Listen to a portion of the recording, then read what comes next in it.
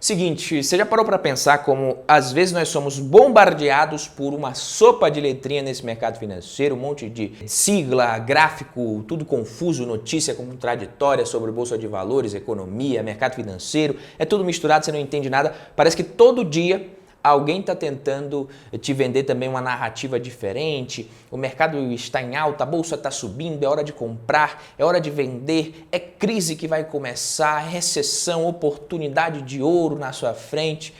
Só que a realidade que muita gente não gosta de admitir, de falar, é que muitas vezes os meios de comunicação e até profissionais do mercado financeiro, eles vão distorcer esses dados e informações para promover a narrativa que melhor lhes convém, lhe favorece. E quem acaba se dando mal? O investidor, é claro. O investidor sempre se lasca. Quando você consome esse tanto de informação sem um conhecimento básico sobre a dinâmica de funcionamento da economia, dos mercados, você corre o risco de estar escolhendo um investimento, fazendo uma escolha, escolhendo onde que você vai colocar o seu dinheiro, e que vai ser o melhor investimento para todo mundo, para um monte de gente, menos para você, talvez. E, obviamente, que a solução não é você parar de consumir conteúdo e investir sem consumir nenhum tipo de conteúdo, parar de ver vídeo, parar de ler notícia, parar de ler artigos, matérias, etc. A ideia é que com um conhecimento básico você não seja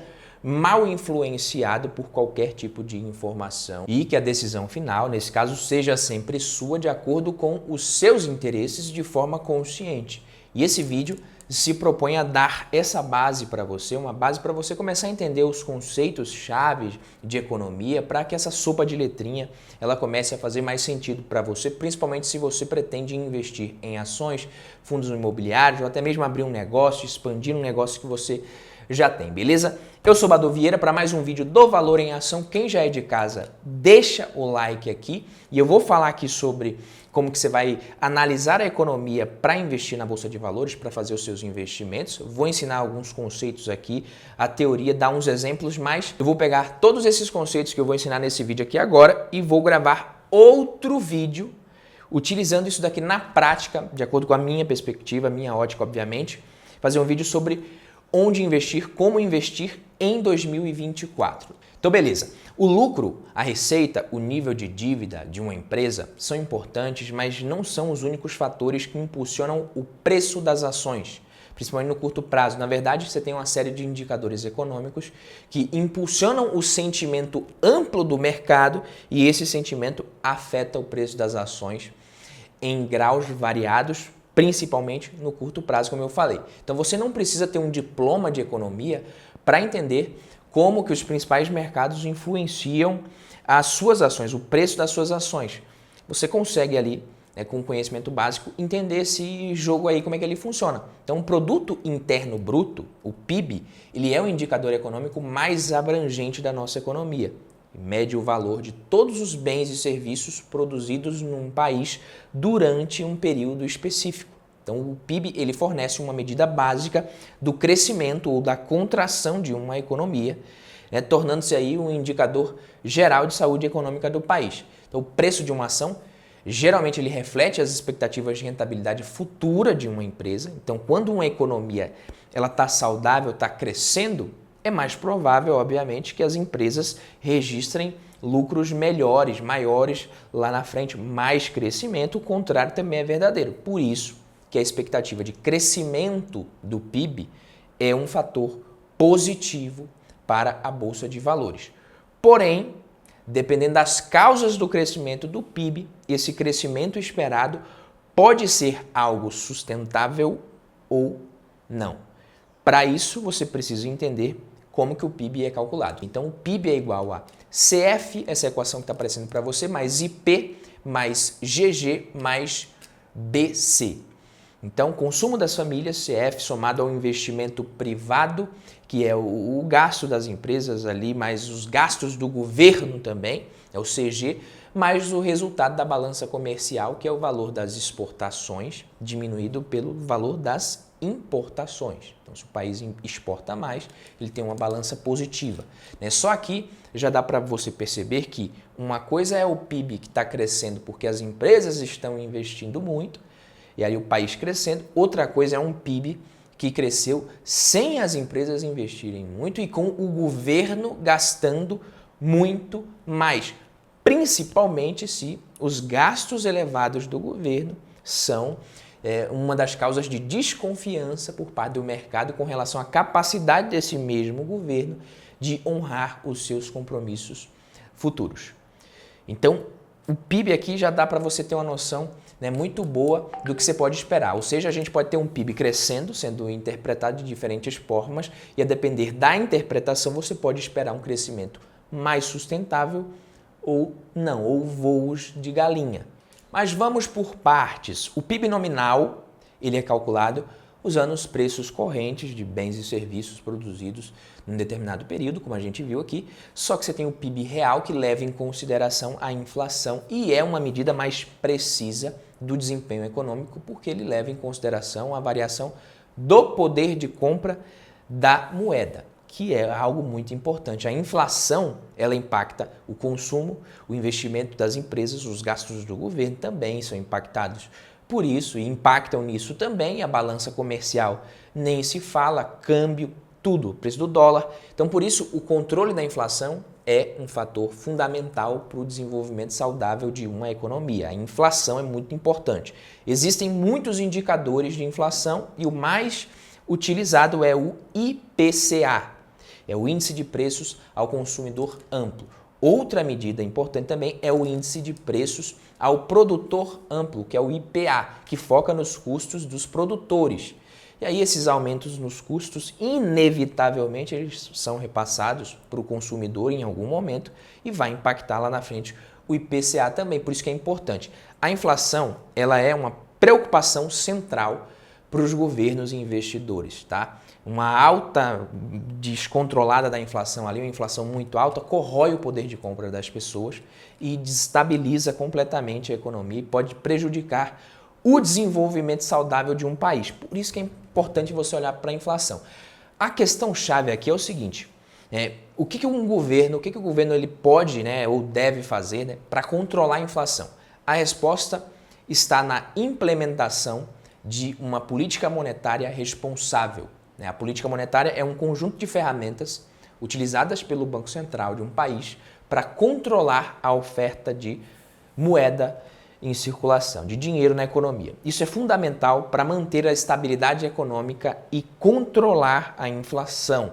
Tá? Então, o Produto Interno Bruto e a inflação, o PIB e a inflação, eles têm influência direta na estratégia de política monetária. Está tudo interligado. Então, por exemplo, durante um período de alta inflação, o Banco Central ele pode adotar uma política contracionista, que resulta no aumento da taxa básica de juros da economia, conhecida como taxa Selic.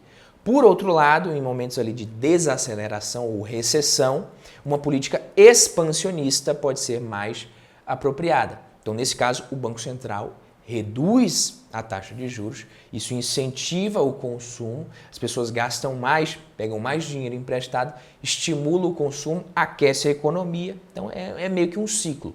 Então a interconexão de todos esses elementos mostra como que a economia ela é um quebra-cabeça meio que complexo mesmo, onde cada peça ali desempenha um papel fundamental no cenário geral que você vai estudar. Então a galera costuma utilizar o termo tudo mais constante em economia, para você entender o efeito de cada componente naquele resultado, mas nunca está tudo mais constante. As coisas estão sempre variando. Então, no caso atual da economia brasileira, segundo o Boletim Focus, as expectativas de inflação estão dentro da meta para os próximos anos. A inflação está controladinha porque a Selic subiu para caramba. Então, isso é crucial para o Banco Central, porque a expectativa de inflação alinhada com a meta, isso permite uma política de juros agora mais baixa, estimulando a economia sem o risco de desencadear a inflação alta. Ou seja, a Selic já começou a cair e deve continuar caindo na próxima reunião que a gente tem e no ano que vem. Só que nem tudo depende de política monetária. Para a gente ter uma ancoragem maior dessas expectativas, o país também precisa reduzir o seu risco fiscal. E aí a gente precisa falar também aqui agora de política fiscal. A gente já falou de PIB, já falou de inflação, de taxa Selic, agora a política fiscal, que se refere às decisões do governo, do que ele vai fazer com o nosso dinheiro, basicamente, né? Relacionado aos gastos e arrecadação. Então, quando um governo aumenta os gastos ou reduz os impostos, presta atenção, quando o governo aumenta os gastos ou reduz os impostos, isso pode estimular a economia, levando a um crescimento mais rápido a princípio. Isso é política fiscal expansionista. Em contrapartida, a redução dos gastos ou o aumento dos impostos, política fiscal contracionista, tende a desacelerar a economia. Então, na Roma antiga, o fiscus era o baú do tesouro do imperador, de modo que a política fiscal consiste em um Estado encher esses cofres recolhendo impostos e esvaziar gastando o nosso dinheiro. Basicamente é isso que funciona, é assim que funciona. Então, o que o nosso governo está fazendo hoje, neste momento? Tentando gastar mais, o que seria uma política expansionista, mas a troco de mais impostos, o que é uma política contracionista. Então, não é nenhuma coisa nem outra. Não é expansionista nem contracionista. A possibilidade de aumento de gastos públicos, né, e uma redução dos impostos para zerar a meta fiscal para o ano que vem é um ponto que impacta também a Bolsa de Valores. As taxas de juros lá fora estavam impactando também, mas isso impacta. Fora que aumentos de gastos significativos ali por parte do governo até beneficiam o crescimento do PIB a princípio, como a gente viu na equação, mas esses gastos eles podem levar a um aumento da dívida pública. Isso pode aumentar as taxas de juros de longo prazo, porque os investidores exigem uma taxa de retorno maior para compensar esse risco adicional. Então, o juro longo ele não cede. Isso é muito importante também. Então, esse aumento nas taxas de juros de longo prazo, isso pode contrabalancear essa política monetária expansionista do Banco Central. Por isso que às vezes a taxa Selic está caindo e a bolsa meio que não sai do lugar e você não entende por quê. É por conta disso. Não é só a política monetária que impacta, tem a parte fiscal. E para fechar, a gente ainda tem o câmbio, né? A gente não pode terminar esse vídeo sem falar do dólar, de política cambial. A política cambial, ela se refere às estratégias e ações do governo para gerenciar o valor da sua moeda em relação às outras moedas. É isso basicamente. Você tem a moeda de qualquer país, tem o seu preço variando em comparação com as moedas de outros países. Dólar, euro, enfim, esse preço é o que, essa variação, essa diferença é o que a gente chama de taxa de câmbio. Hoje, o dólar ele vai estar valendo mais ou menos R$ 4,90, R$ 5, e você pode se perguntar o que é melhor, que o real se valorize ou que o real se desvalorize. Uma moeda muito mais forte ou uma moeda muito mais fraca em relação ao dólar, por exemplo. Como que isso impacta a nossa economia? O que seria melhor? Lembra, né, que aquela equação do PIB, ela tem uma contraparte chamada balança comercial também. Ela tem uma componente, a equação do PIB tem uma componente chamada balança comercial, que é exportações menos importações. Uma moeda mais fraca equivale a produtos mais baratos no exterior. Quando a moeda de um país é fraca, entre aspas, ou seja, quando você precisa de mais dessa moeda para comprar uma unidade de moeda estrangeira como o dólar, os produtos desses países, no caso o Brasil, se tornam mais baratos para compradores estrangeiros que têm dólar. Então, por exemplo, se o real brasileiro se desvaloriza em relação ao dólar, um comprador lá dos Estados Unidos ou de qualquer lugar que tenha dólar para comprar, ele vai achar mais barato comprar commodities do Brasil. E aí, como os produtos do país eles se tornam mais baratos para os estrangeiros, a demanda pelas nossas commodities também tende a aumentar. Isso é particularmente benéfico para um país exportador de commodities que pode vender mais desses produtos no mercado internacional, se beneficiando dessa moeda mais fraca. Então, quando um país exportador vende essas commodities em mercados internacionais, geralmente ele recebe pagamento em moeda forte, como o dólar. Isso significa que mesmo vendendo a preços mais baixos, devido à sua moeda mais fraca, o país acaba ganhando também quando ele converte essa receita para a moeda nacional novamente. O aumento das exportações estimula a economia do país, sim, criando às vezes mais empregos e aumentando a renda nas indústrias de exportação. Esse efeito muitas vezes acaba se espalhando para outras áreas da economia, gerando um crescimento mais amplo, né? Não é garantido, mas pode acontecer sim. E uma moeda mais fraca também pode ajudar a melhorar a balança comercial de um país, como a gente viu, a diferença entre o valor das exportações e importações. Se um país exporta mais do que importa, isso leva a um superávit comercial, que é positivo para a nossa economia.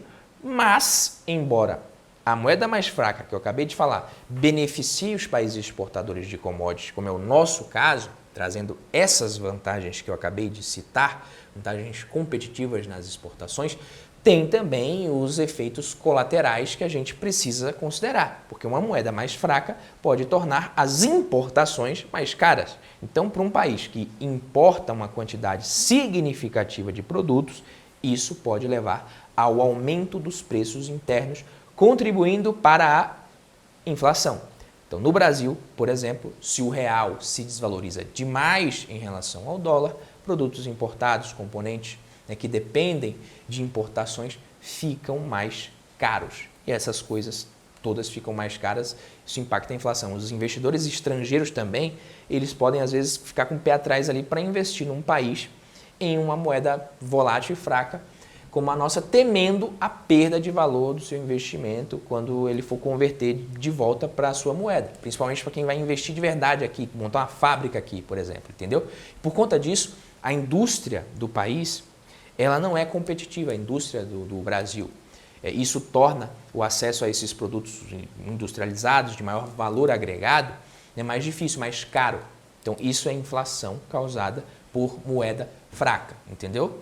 Então, tudo isso aí impacta. Um país que diz proteger a indústria nacional, a local, ele mete um monte de barreira e subsídio, às vezes, para favorecer essa indústria, mas, na verdade, ele está só deixando a indústria cada vez menos competitiva e a população refém de produtos e serviços inferiores. Então, pensa na economia agora como um avião que está voando e que tem várias turbinas ali e levando ele para cima. Você tem dinheiro demais na economia, essa turbina do consumo das famílias tende a impulsionar o avião. Só que se a inflação sobe demais, a taxa básica de juros, a Selic, ela tem que subir para controlar a inflação. Então é como se você reduzisse agora a potência no consumo das famílias e nos investimentos das empresas também. Então, duas turbinas que estavam aceleradas, a Selic subiu, reduzem.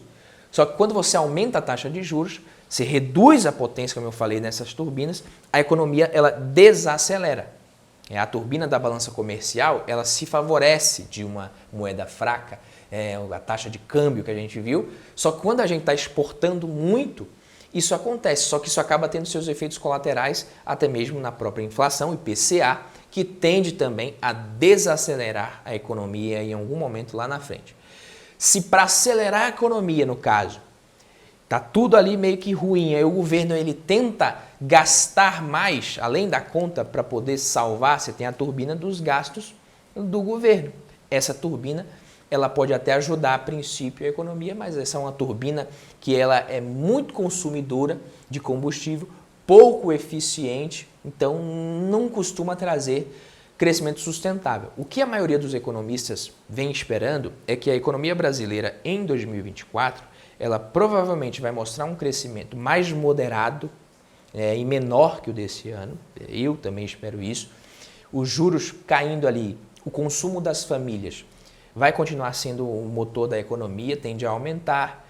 O crédito também vai ficar mais barato.